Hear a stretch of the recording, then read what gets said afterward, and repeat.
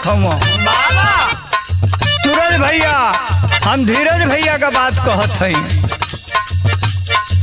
धीरज भैया एगो लड़का मनचला किस्म का लड़का एगो लड़की के देख के कमेंट पास करता का तोहर पतरी कमरिया तिरछी नजरिया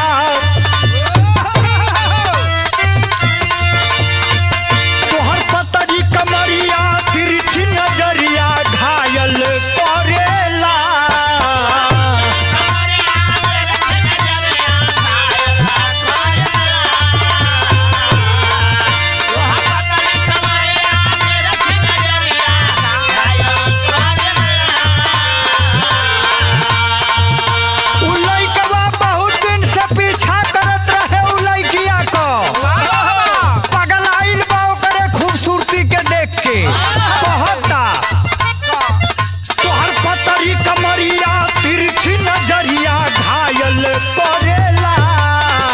ये धनिया खिया के कजरवा तोहर जान मारेला ये धनिया खिया के कजरवा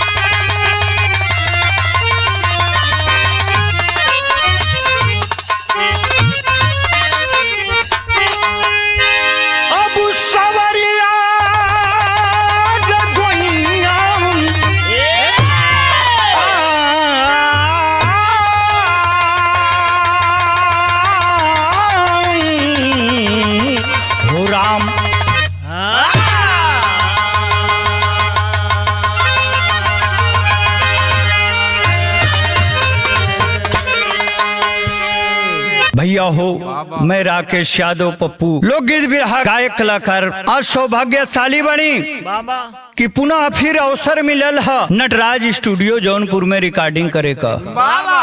अंकुर भैया के देख रेख में बड़ा दर्दनाक समाज का विडम्बना लेके बिरहा कांड के रूप में आप लोगों के बीच में आ गई। 4 लाइन भूमिका लगल मास्टर साहब कैसे बा। बिना सोच समझे कदम जो उठाए गिरे गर्त में बाद में पछताए भला या बुरा हद से आगे बढ़ा जो लाख कोशिश करे ना कभी वो सुधरता मनमानी जो अपनी सदा ही करे वो करता वही उसका दिल है जो करता धर्म या धर्म को सोचे कभी ना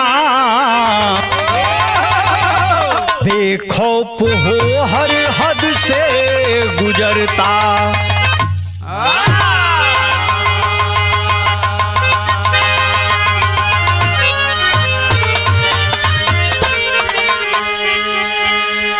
वाह कवि जी आपकी कितना मैं बड़ाई करूं।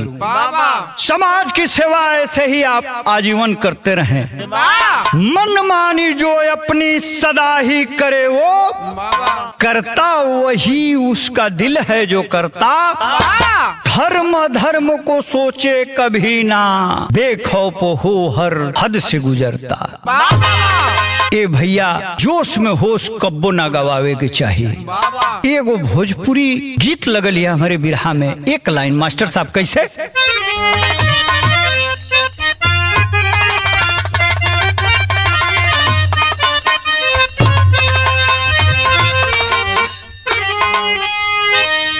एगो दीवाना अपनी महबूबा से कहता है कहो हम तुहार कितना बड़ाई करी जितना भी बड़ाई को देव हमार पढ़ाई लिखाई सब फेल बा शब्दे नहीं खे कि कौने शब्द से तो के संबोधित करी। कहता का अरे सब कहेला कि बहुते सुघर बाड़ू तू अरे सब कहेला कि बहुते सुघर बाड़ू तू ना लागे न काठी उमरिया में।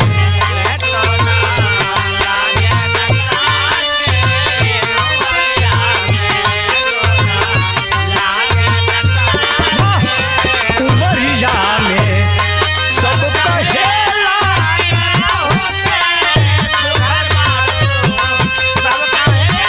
क्या बात है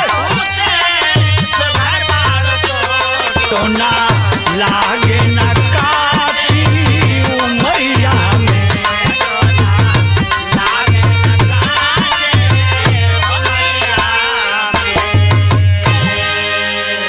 सूरज भैया जितना भी रहा हम कम समय में कौले बाणी सबसे बहुत मार्मिक समाज के आईना दिखाओ बदे कवि जी महत्वपूर्ण बात लिखत हुआ का वाह। अरे गलत जीवन में नीति,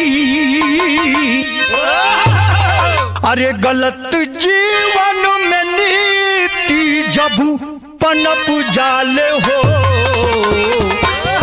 जीवन पड़ी जाला पूस की अन्हरिया में। जीवन पड़ी जाला पूस की बाबा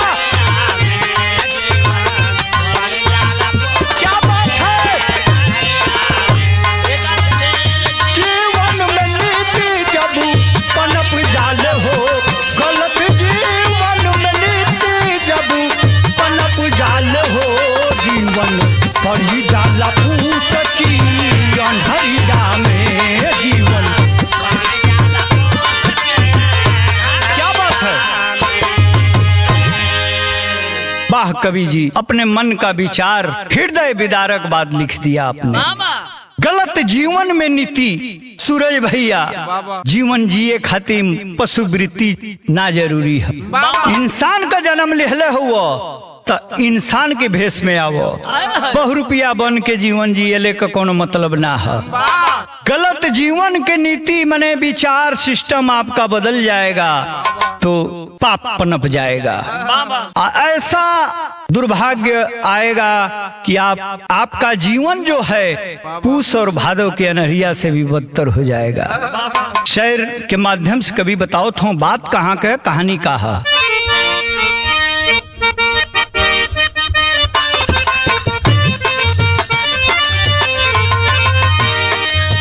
उत्तर प्रदेश मिर्जापुर की कहानी है।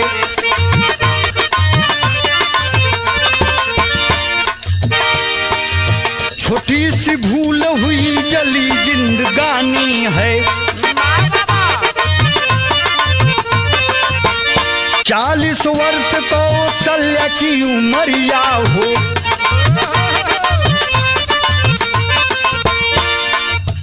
आरती पूजा संतान दो कुमरिया हो।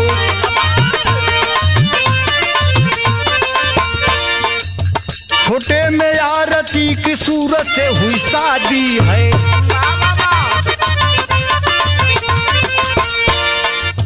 पूजा की शादी करके हुई बर्बादी है। पूजा का पति राहुल बड़ा ही आवारा था, रह के ससुराल में कर रहा गुजारा था।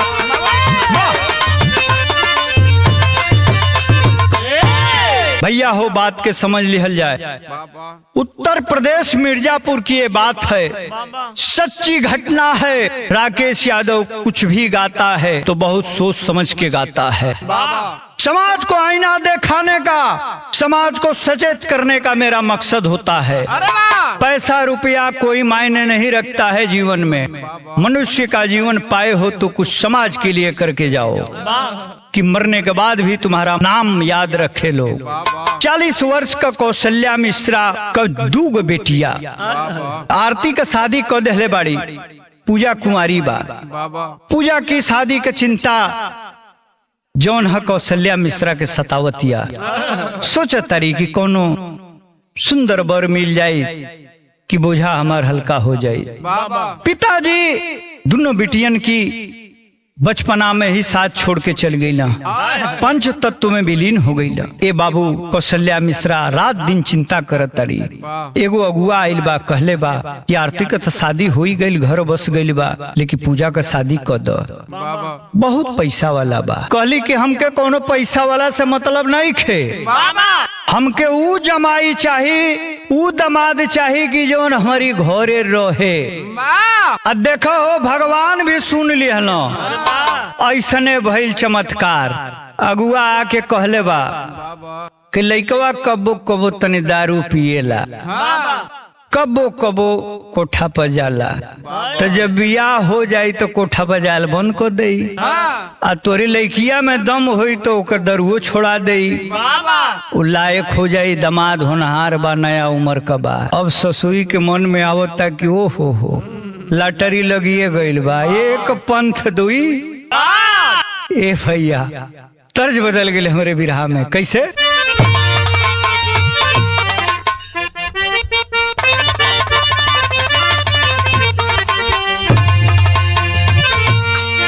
उहे तर्ज बा जेकर सजिंदा, जेकर बड़ा ढोलक वादक, सुपरस्टार ढोलक वादक हमरे सूरज भैया बाड़ा। बिरहा सम्राट विजयलाल गुरुजी के आवाज में हम बचपना में सुन ले रही तरज। अधन्य हो रकेशवा की आज गावे का मौका मिल गई।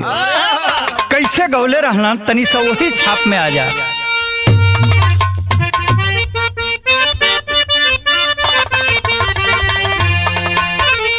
कैसे गावे? अरे हंसी हंसी गोरी कहे महान पिया बतिया, कहू ना तो हल के गढ़ा तीन पतिया।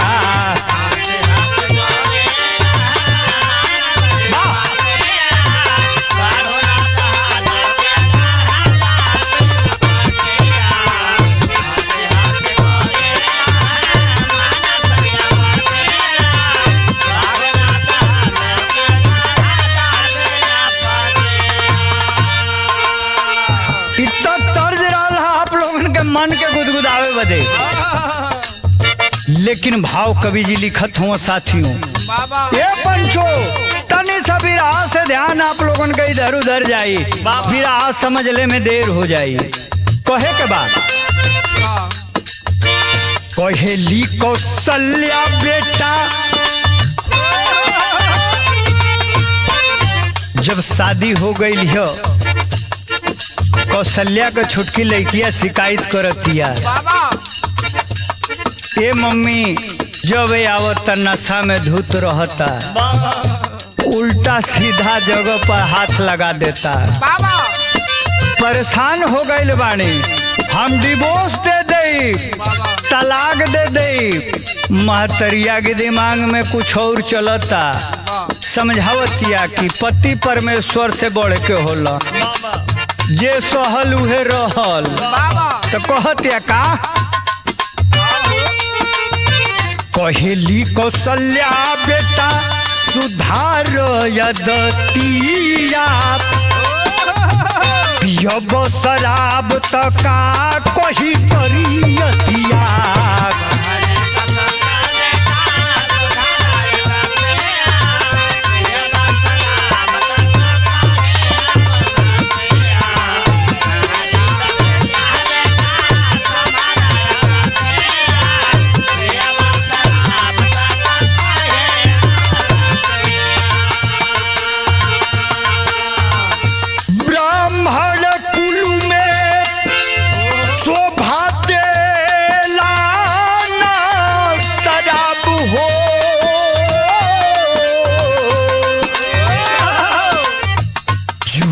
शराब करी जीवन खराब हो, जुआ शराब करी।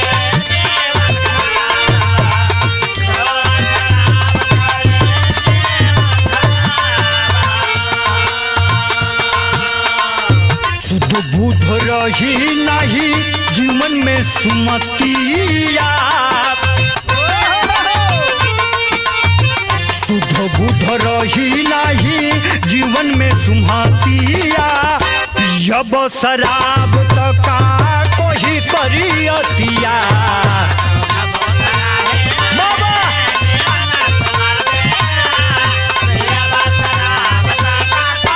क्या बात है।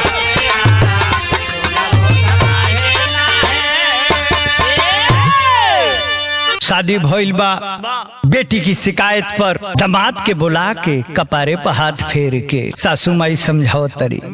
कौशल्या कह तरी कि ये बाबू सब हौसला हो, इतना शराब दारू पी के मत आवल करो घरे। हमारे बेटी के पैसा रुपया लगा के पढ़ौले लिखौले हैं, ओकरी संगे रहो, ओकर जीवन साथी हो। लेकिन जे के जवन लग जाई भैया शेरनी के मुँहे खून लग जाई तो खूनवे खोजी। तर्ज बदल गए मास्टर साहब।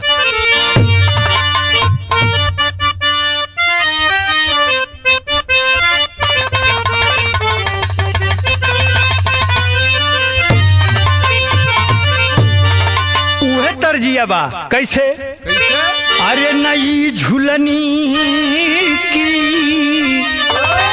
अरे नई झूलनी की छैया बलम दोपहरिया मनाएला हो।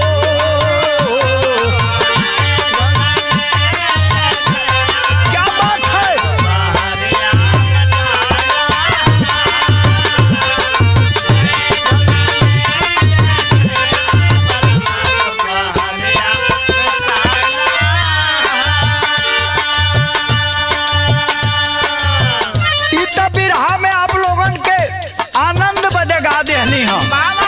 लेकिन मार्मिक बात लिखत हुआ भाव के रूप में कवि जी गौर करेंगे साथियों। क्या बात सुनी गया बौराई राहुल, बात सुनी गया बौराई राहुल, खूब किया है पिटाई हो।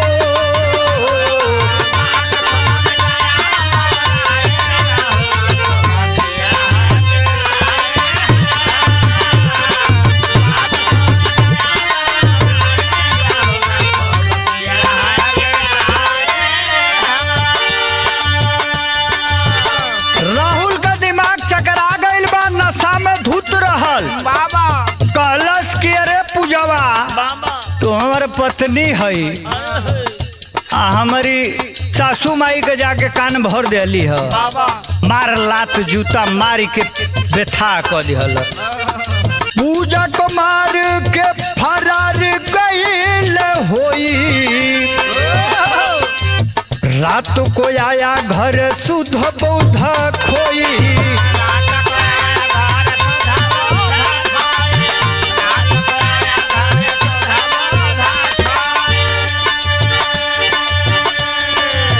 पूजा दिहल किल्ली लगाई, पूजा दिहल किल्ली लगाई, राहुल खूब किया पिटाई हो। बाबा क्या बात।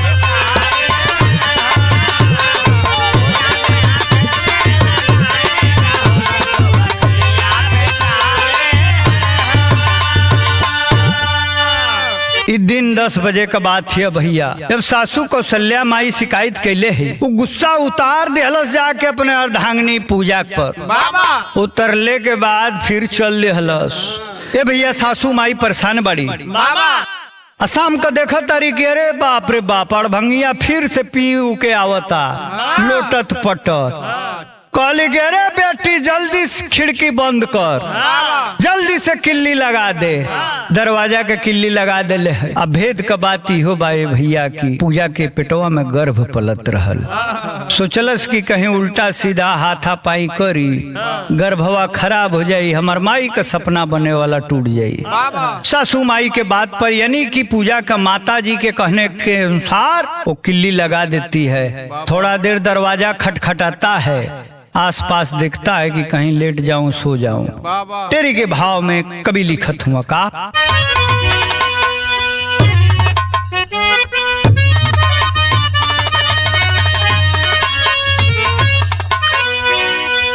अरे शराब पर सबाब चाहिए, अरे मोर राम हो, अरे शराब पर सबाब सबाब चाहिए, पहुंचा सास पास कर नियत नीच खराब, अरे खराब।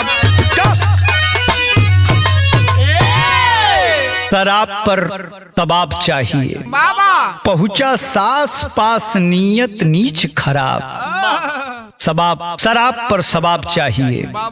ए भैया बगल में सासू माई सोत रहली, नियत खराब हो गई है। एक जौन 440 वोल्ट का झटका है, दरवाजा में किल्ली लगले के वजह से उफान पबा। सासू माई के खटिया के तरफ चल दिले, जाके लगल सुघुरावे। सासू माई एक दू बेर विरोध कैली, उनहू के नीक लगे लगल। चौक में कभी लिखत मका,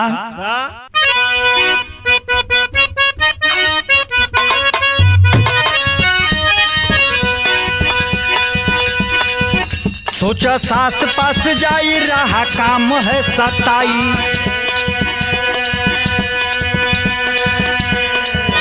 तब कौशल्या घबराई, ट्राई किया है कसाई।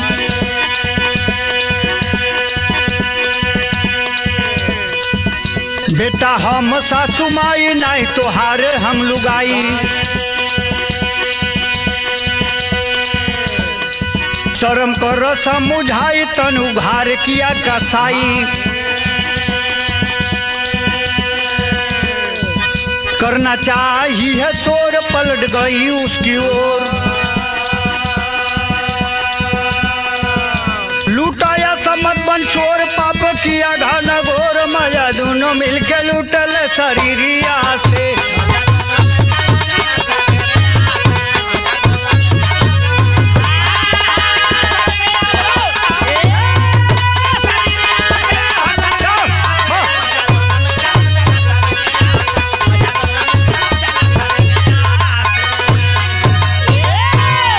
ए भैया जब खिड़की बंद कर दिहली, दरवाजा बंद कर दिहली पूजा, सासू माई के चरपाई पर जाके लेट गई है। लगल सुघुरावे सासू माई का तब प्लानिंग शादी के समय से ही रहा कि ऐसा एगो लड़का मिले। तर्ज बदल गई, लेकिन तर्ज से सुंदर फर्ज लिखल है कवि जी। कहना बा,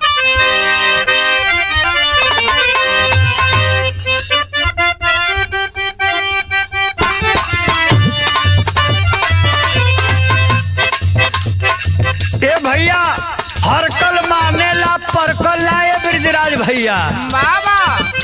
परक गहिल बा, उधर किल्ली ए लिए बंद बा कि पेट में गर्भ पलता। भाव कितना बढ़िया लिखत हो, टाइम का बात कवि जी। छत पर लूटल हला दूनो बड़ा प्यार से।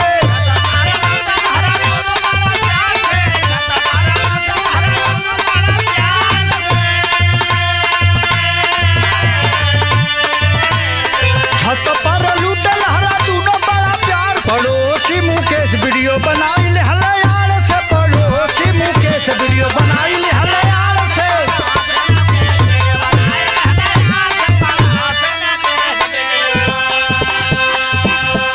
हम कहली है ना धीरज भैया कि हर कल मान जाला, लेकिन परकल ना मानेला। सासू और दामाद दोनों इतना लबहरिया के बुखार में ग्रसित हो गई न कि देखला सके पछुआ बहता। इधर जौन बाकी अन्हार हुई गईल बा, पहुंच गई न छत पर। दोनों अपन रंगरेलिया मना रहल बाड़ा स।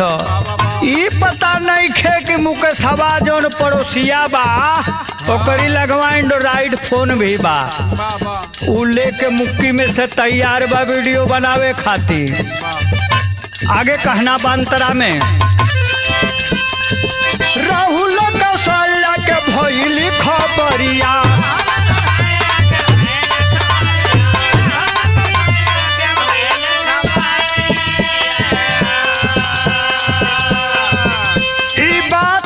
जौन बा राहुल दामाद और कौशल्या सासू माई दोनों जानी जान गईली जब ये वीडियो बना ले रहे। ब्लैकमेल करे के इरादा से कहता कौशल्या से, जब बाजार को के आवतरी कहता कि हे हो हमार मनवा ना रखबू ताई वीडियो वायरल हो जाई बाबा कहीं मुंह देखावे लायक ना रहबू। कहली कि अरे पगला चुप, तू तो राहुलो से निमन लगे ले अहे जौन कहबे तौन हम मान जाई। वीडियो दिखाया आवत रहली बाजार से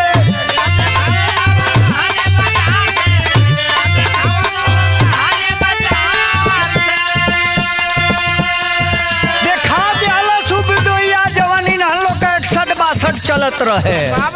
अरे वीडियो दिखाए आवत रहली बाजार से पड़ोसी मुकेश वीडियो बनाया है यार से पड़ोसी मुकेश वीडियो।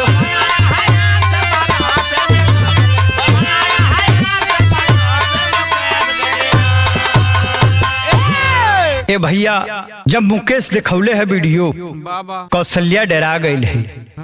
लिया हो 10 मिनट का काम बा वे आसान है, वायरल हो जाये तो पास पड़ोस को कुल मेहना मरी कौन मुँह देखाई समाज में। प्रधान जी बहुत दिन से लाइन मारत रहा उनके नाही कहत रही वो पीछे पड़ जाइ 62 साल की उम्र में। तर्ज बदल गई मास्टर साहब।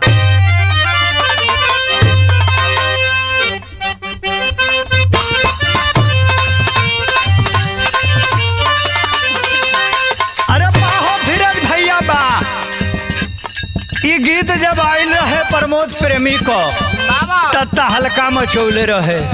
एक अर्थ अनर्थ बड़ा लोग निकालल, लेकिन ए भैया भोजपुरी गीत डबल मीनिंग होले, माने दू अर्थी होले। जेके जवन समझेगा आप लोग समझिए, आप लोग देवता हैं।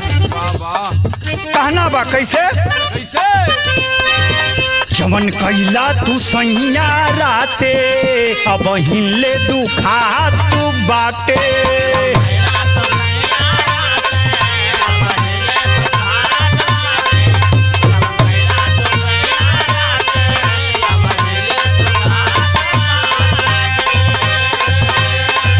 जवन कैला तू सैया राते अब हिले दुखा तू बाटे। भीड़ जनी सोटी दूर जनी हटी धरी ना हमके पाजा। इधर दिया उठता ये राजा कमरिया किसता ये राजा।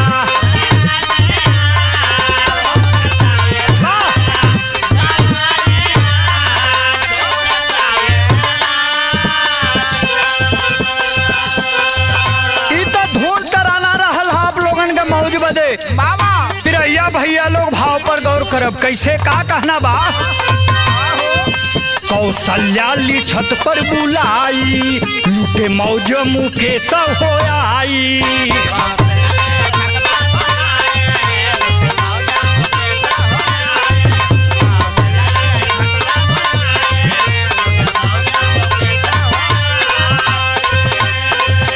फिर जब भइल राहुराई गोइल देखी मारे लाऊ डंडा। शरीरिया मुकेश के ठंडा शरीरिया।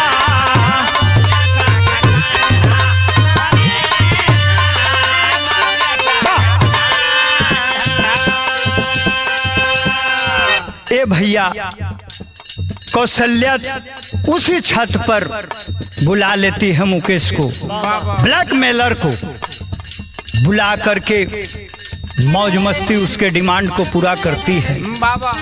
संयोग देखी हो वही समय राहुल धमकत बा।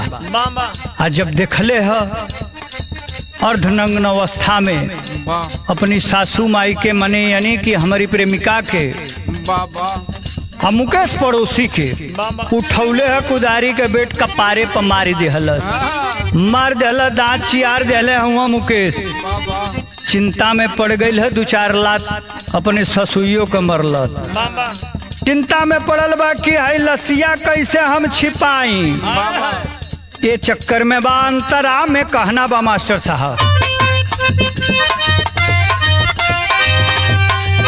तत्काल पुलिस बाई भूख लागल बा करवाई।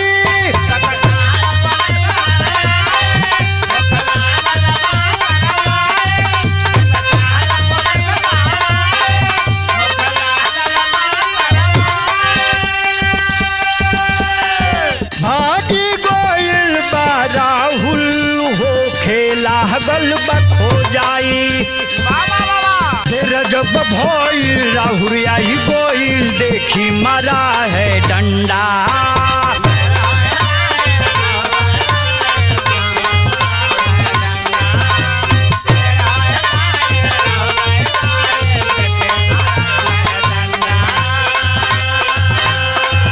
जब भइल राहुल आई गोइल देखी मारा है डंडा।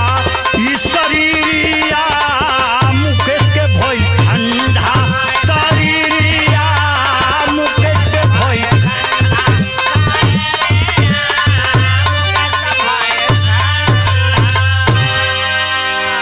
ए भैया हो जब कुदारी का बेट ओकरी कपारे पर मार देले ह मुकेश मौके पर ही दम तोड़ देता है। बाबूजी कौशल्या परेशान है बाबा कि ये क्या कर दिए तुम। अगर नहीं उसके साथ मैं संबंध मनाती तो तुम और मैं और हमारे परिवार के लोग कोई समाज में मुंह नहीं दिखा सकते थे। कहा कि चलो जज्बाती हूँ, नशे में था, ध्यान नहीं आया।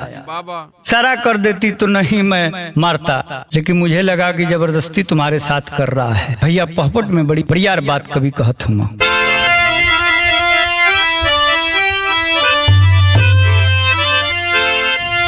अरे माई माई कही के कब बोलाई माई सोचेली आज भी सुनी जाई उसर माई माई सोचेली।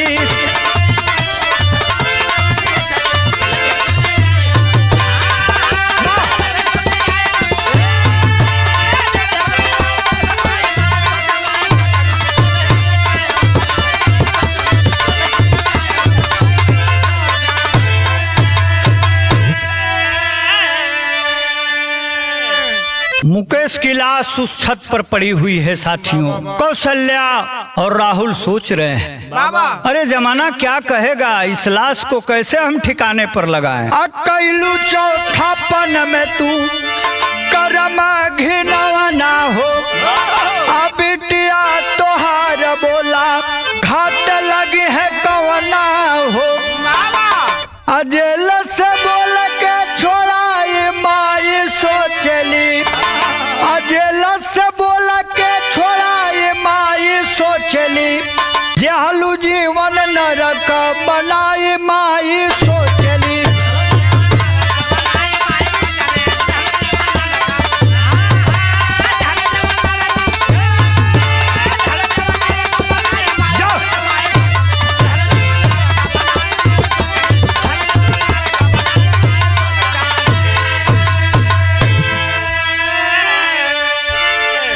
लाश को ठिकाने का बयान कर रहे हैं दोनों।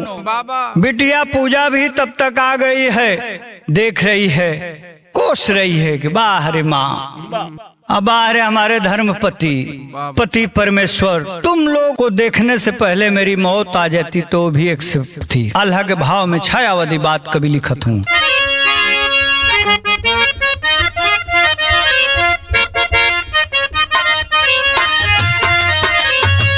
झंखे कौशल्या राहुल जेल दरमया नवा भैया।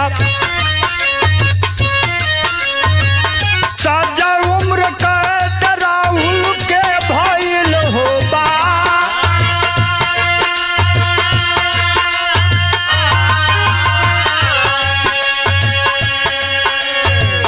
पूरा कर्म के परिणाम पूरा हो खेला हो भैया।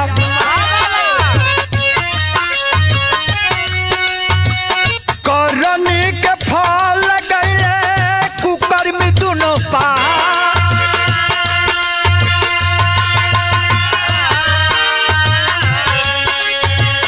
सोचे ले कौशल्या तीना घरवा जरवले भैया। सोचे पूजा कैले हम कवन कसूरबा।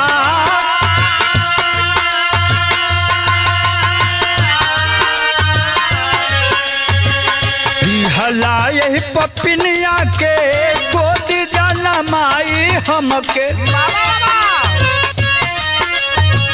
कैसे जीवनिया अब बिताए दा बता।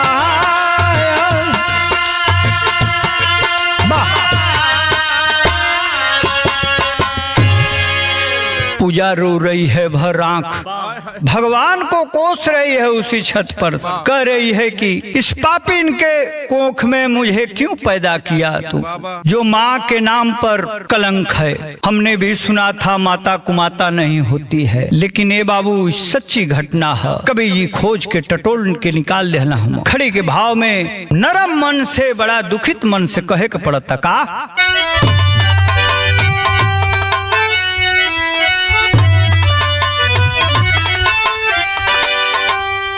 यही नारी दुर्गा रूप में पूजी जाती है, यही अर्धांगिनी होती है, यही काली है, यही लक्ष्मी बाई है, यही वीरांगना है, लेकिन यही सुपर्णखा भी है। बाबूजी खड़ी के लाइन में बड़ी ऊंची बात लिखत हूँ कभी,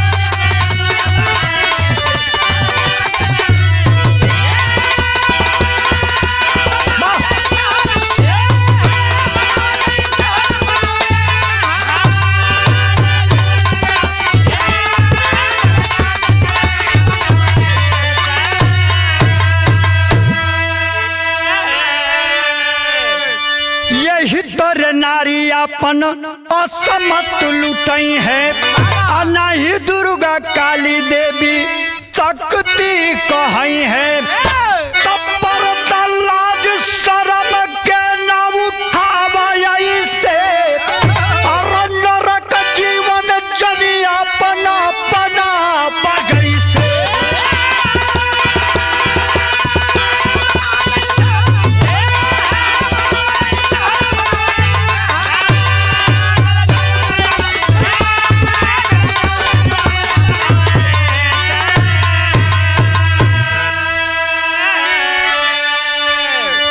कुसुम पराग जद्दू देऊ काशी रंग पसारे, अरे धर्मेंद्र सुरेंद्र बिरहा में चादर तारे हो, तरा पर सबाब चाहिए, अरे तरा पर सबाब चाहिए, लिखते वो भी गाते राकेश ला जवाब हो।